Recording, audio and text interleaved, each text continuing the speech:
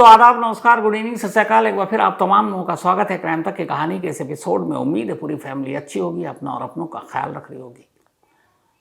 जब से फिल्म सिंघम आई अजय देवगन की, उसके बाद बहुत सारे ऐसे पुलिस अफसर हैं देश भर में जिन्हें मीडिया ने, हम लोगों ने, आपने सिंघम के नाम से पुकारा। मतलब सिंघम एक ऐसा अफसर जो ईमानदार है, दबंग है, डरता नहीं है न नेताओं से, न सरकार से, न गुंडों से, और अपना काम करता है। तो ये सिंघम शब्द खासतौर पर खाकी यानी कि पुलिस के साथ जुड़ गया। अब कोई सोच सकता है कि एक आईएएस अफसर, और वो भी एक ऐसी जगह पे पोस्टिंग जिस डिपार्टमेंट का नाम शायद ही अपने देश में ज़्यादातर लोग जानते भी हों, और वो अचानक सिंघम बन जाए। और मुंबई के लोग मुंबई पुलिस से इस वक्त ज़्यादा उसी से खौफ खाएं जो दफ्तर साल भर तक, मतलब उनके आने से पहले, बल्कि 2-4 महीने पहले तक, जिस दफ्तर का पता किसी को मालूम नहीं, जहां सन्नाटा पसरा होता था, कभी कभार कुछ लोग आते थे, अचानक उस दफ्तर के बाद अब लोगों की भीड़, लोग अर्जियां लेकर, एप्लीकेशन लेकर, सिफारिश लेकर दफ्तर के बाहर है कि भाई एक बार उस सिंघम से मिल लूँ, काम हो जाए। और वो सिंघम ऐसा कि अगर आप सिफारिश ले आए, आप नेताओं की, विधायकों की, सांसदों की, मंत्रियों की, तो फिर उल्टा पड़ जाएगा। और उसकी पास्ट हिस्ट्री यही बता रहे हैं। 2005 बैच के आईएएस अफसर, जब यूपीएससी का रिजल्ट आया तब 20वीं रैंकिंग थी, और उसके बाद 21 साल हो गए नौकरी की, जो 2005 में ज्वाइन किया। अब 21 साल की नौकरी में अगर किसी शख्स की 20 बार ट्रांसफ़र हो जाए, मतलब एवरेज निकालिए तो 10-11 महीने में एक बार, 1-2 साल तो ऐसे भी थे जब एक ही साल में 2 बार, तो कुल 21 साल की नौकरी और 25 बार तबादला। अब अगर एक अफसर जिसकी सबसे बनती हो, क्यों तबादला होगा? आज भी हमारे देश में ब्यूरोक्रेसी में आप उठाकर देखें, जिनकी सही जुगाड़ है वो अपना एक ही जगह बने रहते हैं, पड़े रहते हैं, चाहे वो आईपीएस हो या आईएएस हो। लेकिन जो सरकार को खटकते हैं या फिर उनकी बात नहीं सुनते, या ईमानदारी का कीड़ा होता है जिनके अंदर, यही जुबान है आजकल, तो फिर समझिए कि भाई वो आदमी एक बैग तो अपना रेडी रखता होगा, पता नहीं कब ट्रांसफ़र का ऑर्डर आ जाए। ऐसे ही एक ईमानदार अफसर, आईएएस अफसर तुकाराम मुंडे, इस वक्त मुंबई में सोशल मीडिया पर, मीडिया पे इनका नाम छाया हुआ है अचानक। और इनकी वजह से ही हमारे देश के एक डिपार्टमेंट का नाम भी अचानक सामने आ गया। जैसे याद होगा आपको, जब मुंबई में 2020 में जब मौत हुई सुशांत सिंह राजपूत की, उसके बाद उस केस में बहुत सारी एजेंसियां आई।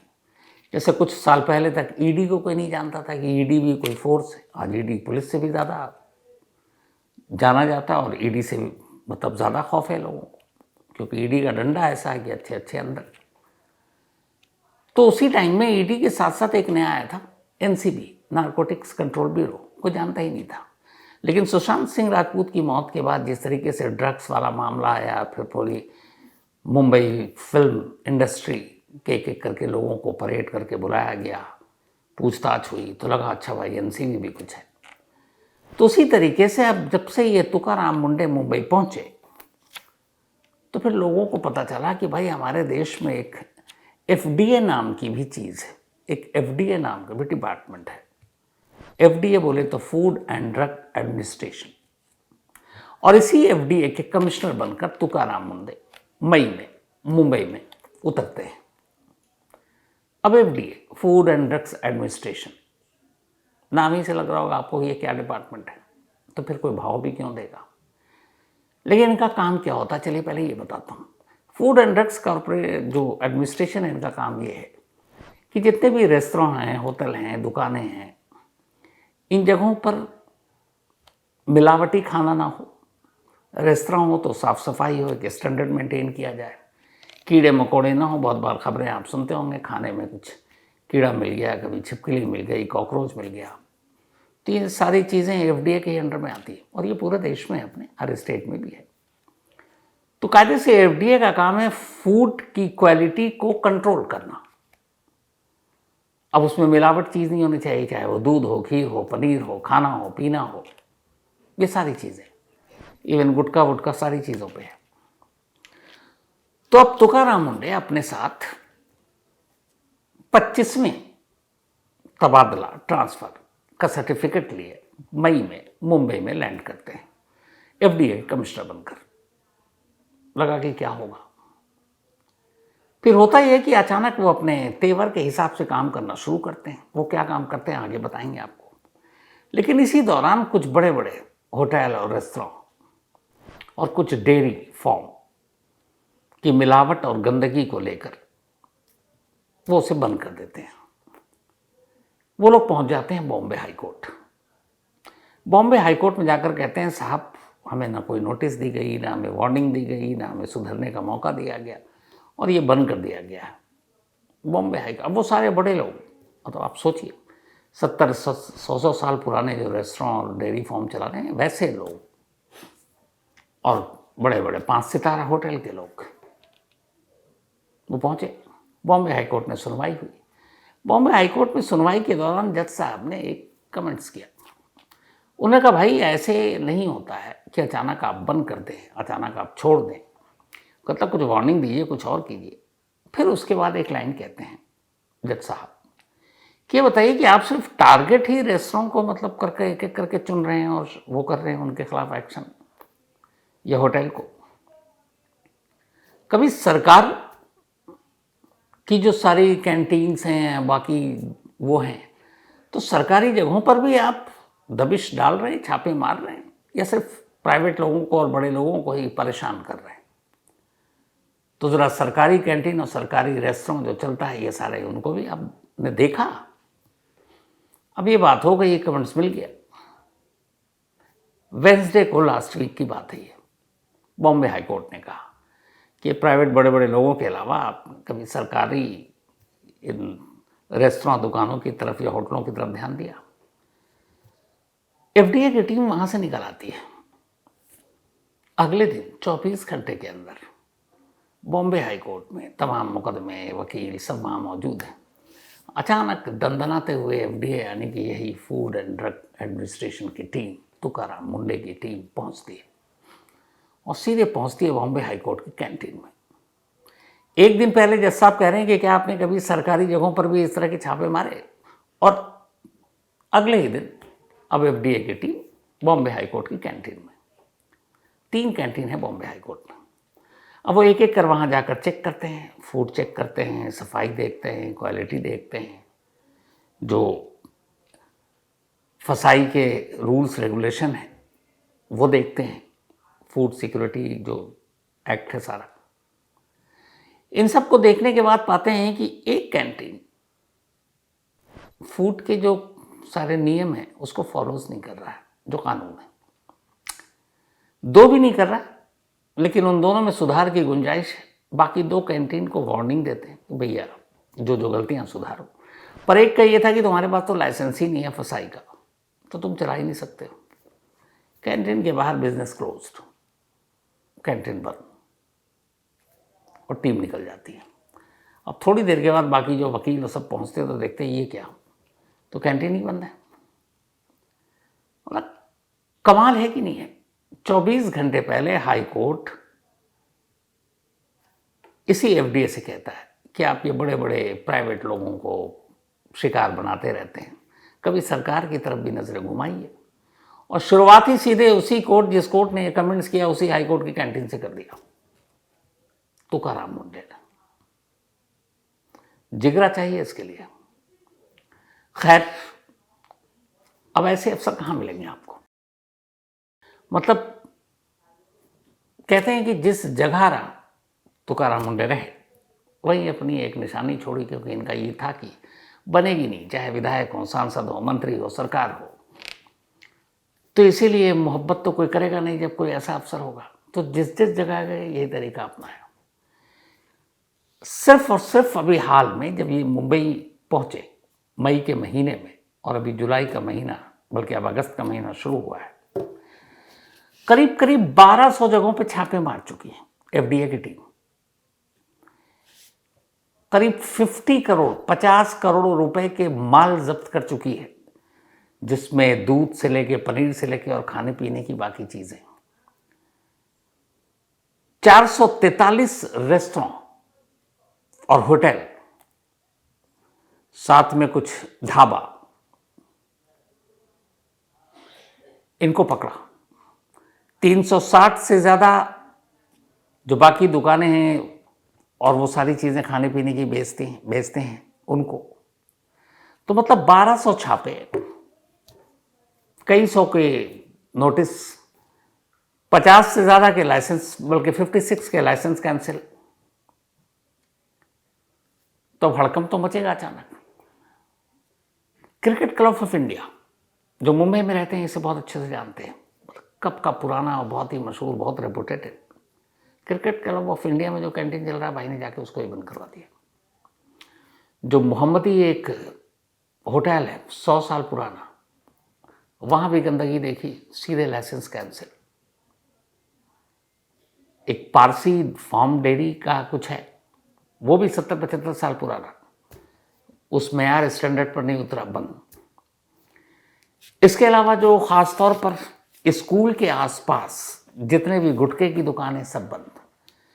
जंक फूड, तुकाराम मुंडे का कहना है कि हर माँ बाप अपने बच्चों को पढ़ाता है ताकि वो बेहतर भविष्य तैयार कर सके, लेकिन वही माँ बाप अगर अपने बच्चे को जंक फूड और कोल्ड ड्रिंक पिला रहे हैं तो फिर पढ़ाई ना कराएं, क्योंकि वो उसे जहर दे रहे हैं। ये उनकी सोच, उनका बयान है। फिर उनका ये कहना है कि सबसे ज़्यादा उन्हें नफरत है इस पूरे फूड प्रोडक्ट्स में फार्म डेयरी के साथ, यानी दूध पनीर के साथ जो मिलावट करते हैं, क्योंकि ये दूध छोटे बच्चे पीते हैं, प्रेग्नेंट लेडी पीती है, घर घर में बच्चों को पिलाया जाता है। और अगर इस दूध में ही जहर हो, मिलावटी हो, तो उसका कितना नुकसान होगा सेहत पर। करीब 1.5 लाख टन से ज़्यादा दूध ही सिर्फ जब्त कर चुके, जिस एफडीए के तहत आने वाले लैब में मक्खियां मारी जाती थी अब तक। अब डेली आलम यह है कि वहाँ सैंपल की भरमार पड़ी हुई है, हर दिन छापे, हर दिन सैंपल उठाए जा रहे हैं, हर दिन चेक किए जा रहे हैं। और पूरे मुंबई में इस वक्त हड़कंप मचा हुआ है। जितने बड़े बड़े रेस्टोरेंट, होटल की जो पूरी लॉबी है वो एक्टिव हो गई है कि ये हो क्या रहा है। और डेली इनकी टीम 10-12 तो छापे पड़ ही रहे लगातार। और अब सब परेशान, बहुत सारे लोग हाई कोर्ट पहुंच रहे। अब हाई कोर्ट ने भी अजीब टिप्पणी भी की। हाई कोर्ट ने यह कहा कि भाई अगर आप जाते हैं किसी जगह पे कोई कमियां पाते हैं तो आप पहले उसे वार्निंग दीजिए, उसे नोटिस दीजिए, सुधरने के लिए 15 दिन का सुधारने के लिए वक्त दीजिए। आप सीधे वो कैसे कर सकते हैं? लेकिन लॉ में ये लिखा हुआ है कि ठीक है, एक कमिश्नर जाकर अगर कोई चीज़ गलत पाता है तो वो उसको 14 दिन की नोटिस दे सकता है, आप सुधार लो। लेकिन उसी कमिश्नर को लगता है कि नहीं ये पूरी तरह गलत है, हाथों हाथ वो लाइसेंस रद्द कर सकता है। और तुकाराम मुंडे ने इसी का इस्तेमाल किया। अब पूरे मुंबई में जितने भी रेस्टोरेंट और होटल इंडस्ट्री से जुड़े हुए हैं, हर एक को ये डर है कि पता नहीं कब तुकाराम मुंडे की टीम उनके यहाँ पहुँच जाए। अब खाने पीने की चीज़ें वो होती है जो सीधे हर आदमी के पेट से जुड़ी होती हैं। लेकिन एक शख्स ने, सिर्फ एक शख्स ने, इस तुकाराम मुंडे ने ये बताया कि ये भी कितनी ज़रूरी चीज़ है, जो पुलिसिंग, जो ड्रग्स, जो बाकी चीज़ें होती हैं, इसके साथ अगर चोरी और मिलावट हो, इसके साथ गंदगी हो।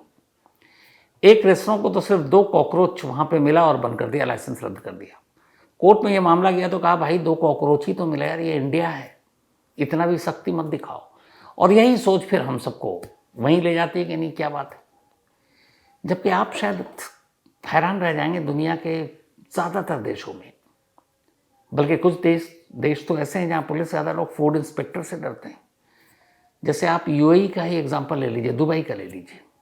अब पता नहीं दुबई में ये है कि नहीं, लेकिन एक रेस्टोरेंट चलाने वाले, वो हमारे फ्रेंड थे, जब हम गए वहाँ हमसे मुलाकात हुई, उनके रेस्टोरेंट में एक दिन खाना खाया तो यूँ बातचीत हो रही थी करप्शन और बाकी चीज़ों पर। तो उन्होंने कहा कि जब मैंने पूछा कि आपकी तो काफ़ी सेल होती हुई, काफ़ी भीड़ थी, तो उनका ये था कि वहाँ पे एक इंडियन रेस्टोरेंट, एक पाकिस्तानी रेस्टोरेंट, दोनों मुकाबला होता था। तो उन्होंने कहा सेल तो ऊपर वाले क्रम से बहुत है, बस यहाँ का एक कानून है, हम पुलिस से नहीं फूड इंस्पेक्टर से ज़्यादा डरते हैं। तो मैंने कहा ऐसा क्या हुआ? तो उन्होंने कहा कि जब तक ये रेस्टोरेंट खुला है, शटर ऊपर है, ग्राहक हैं, सब ठीक है, एक बार अगर ये रेस्टोरेंट बंद करने का जो भी टाइम है, चाहे 1-2, अगर हम शटर नीचे गिराते हैं तो जो बचा हुआ खाना है वो उस शटर के अंदर नहीं रहेगा। या तो उस बचे हुए खाने को हमें फूड बैंक को देना पड़ेगा या ज़रूरतमंदों को देना पड़ेगा, या फिर ये कि अब वो रिसाइकिल होता है तो वहाँ तक पहुँचाना होगा। लेकिन हम दुकान के अंदर शटर गिराने से पहले रेस्टोरेंट में जो भी सामान रखा है उसे हमको बाहर निकाल कर इस तरीके से फूड बैंक को और बाकी सबको देना ही पड़ेगा, हम अंदर नहीं छोड़ सकते। मैंने पूछा वजह? बोला वजह यह कि अगर उस दरमियान रेस्टोरेंट का शटर गिरा हुआ और फूड इंस्पेक्टर आ गया और उसने खोला और उसके अंदर हमें बचा हुआ खाना मिल गया, तो उनकी सोच ये है कि इसी खाने को तुम कल गर्म करके या बाकी खानों में मिलाकर इसे ताज़ा खाना बनाकर फिर से परोस दोगे, और ये बेईमानी, और इससे सेहत भी खराब हो सकती है, कोई बीमार पड़ सकता है। तो इस पर भारी जुर्माना है। सोचिए खाना बचा हुआ रात को शटर गिराने से पहले आपको बाहर निकालना है। अब हमारे यहाँ सोचिए कौन सा खाना किस दिन का कब कौन खिला रहा है पता ही नहीं होता है। जैसे वो कहते हैं ना हम लोग कि जब हम हाईवे से गुजरते हैं, चूँकि मैंने बहुत ट्रैवल बाय रोड किया रिपोर्टिंग के चक्कर में, तो हमारे जितने भी तजुर्बेकार लोग वो कहते थे कि रास्ते में उसी ढाबे पे खाना खाना जिस ढाबे पे सबसे ज़्यादा भीड़ हो, और ख़ासतौर पर जिस ढाबे के आसपास ट्रक ड्राइवर ज़्यादा खाना खाते हो, क्योंकि वहाँ ताज़ा खाना मिलता है। वजह ये है कि ट्रक ड्राइवर की पूरी ज़िंदगी सड़क पर गुजरती है, बेचारे उनको भी खाना खाना है, बीमार ना पड़े, तो ताज़ा खाना चाहिए। तो जो ट्रक ड्राइवर जिन ढाबों पर खाना खाते हैं, इसका मतलब उन ढाबों पर खाना ताज़ा है, क्योंकि ये उनके 30 दिन का काम है। अब हमारे यहाँ फूड को लेके कितनी जागरूकता है क्या है, हम सब अच्छे तरीके से जानते हैं। तो ऐसे में एक मुर्दा डिपार्टमेंट, एक मुर्दा के अननोन डिपार्टमेंट FDA, सिर्फ एक शख्स की वजह से इस वक्त सुर्खियों में आ गया, चर्चा में।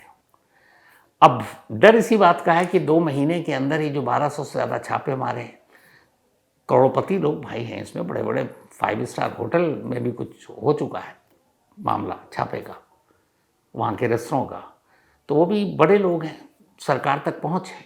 तो अब डर ये है कि कहीं 26वां ट्रांसफ़र ना हो जाए, जो इतिहास बताता हो सकता है, बहुत मुमकिन है। और इसको लेके बहुत सारे दुकानदार और बहुत सारे पावरफुल लोग तो नेताओं तक भी पहुँच गए। अब आप ये सोचिए कि ये तुकाराम मुंडे का मामला मुंबई में फूड क्वालिटी को सुधारने का महाराष्ट्र की असेंबली में भी उठ गया, और कुछ विधायक ऐसे हैं जिन्होंने बाकायदा मुंडे का सपोर्ट करते हुए कहा भाई कम से कम मुंबई में 3 साल रहने दो इस पोस्ट पर FDA में, तो मुंबई की आबो हवा और खाना शायद बेहतर हो जाए। लेकिन क्या इन बड़े लोगों के बीच तुकाराम मुंडे डट पाएंगे, टिक पाएंगे, रुक पाएंगे, पता नहीं, क्योंकि बैर तो उन्होंने ली है तमाम ताकतवर लोगों से। लेकिन इस कहानी से एक चीज़ तो ज़रूर सीखने को मिलती है, वो ये कि बहुत सारे फिल्मों में भी डायलॉग सुनाई दिए, बहुत सारे लोग कहते हैं कि बहुत सारे लोग ईमानदारी से काम करना चाहते हैं लेकिन डिपार्टमेंट करने नहीं देता। तो 2 ही चीज़ें होती हैं, या तो फिर आप बाहर हो जाते हैं या फिर आप उनके जैसे करप्ट हो जाते हैं। लेकिन तुकाराम मुंडे जैसे लोग हमें ये बताते हैं कि आप अपने उसूलों, अपने आदर्शों पर चल कर भी काम कर सकते हैं, आप बदलाव ला सकते हैं।